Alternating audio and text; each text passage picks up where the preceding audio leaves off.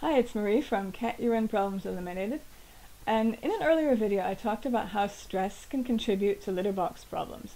In this video I want to go over a few of the signs of stress and anxiety in a cat because they're not always obvious, even when you're fairly familiar with cat behavior. One of the signs is a change in appetite. Either they seem to be ignoring the food, they're not really hungry, they're never eating, or on the other hand, they're eating all the time, they're begging for food all the time, crying for food all the time.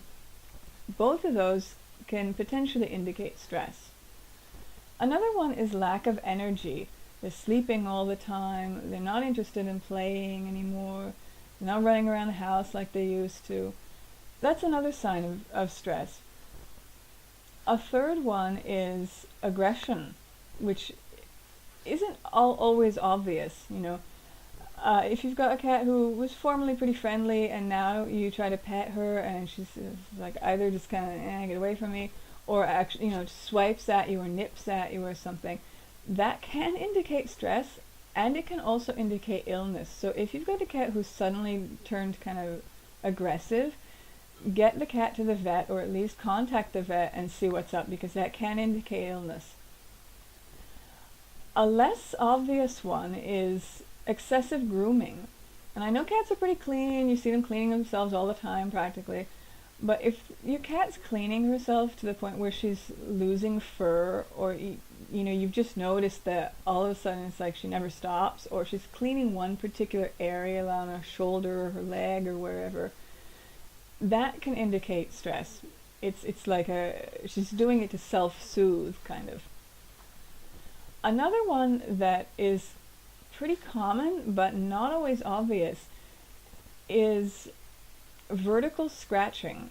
When the cat is scratching on the furniture, like on the side of the sofa, on the walls, but beside the doors and the door frame, that's territorial marking.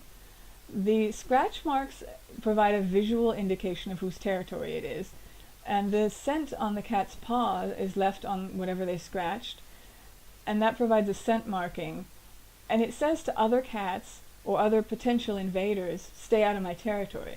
When a cat is stressed out, they're trying to protect their territory, and they go and mark anything. So you'll find that the cat is usually scratching like that in a very visible area, beside the door, on the living room sofa where everybody can see it.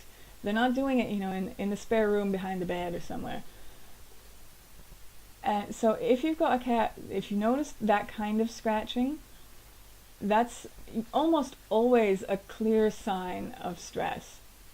And there are a lot of different things you can do. It depends on what is causing the stress.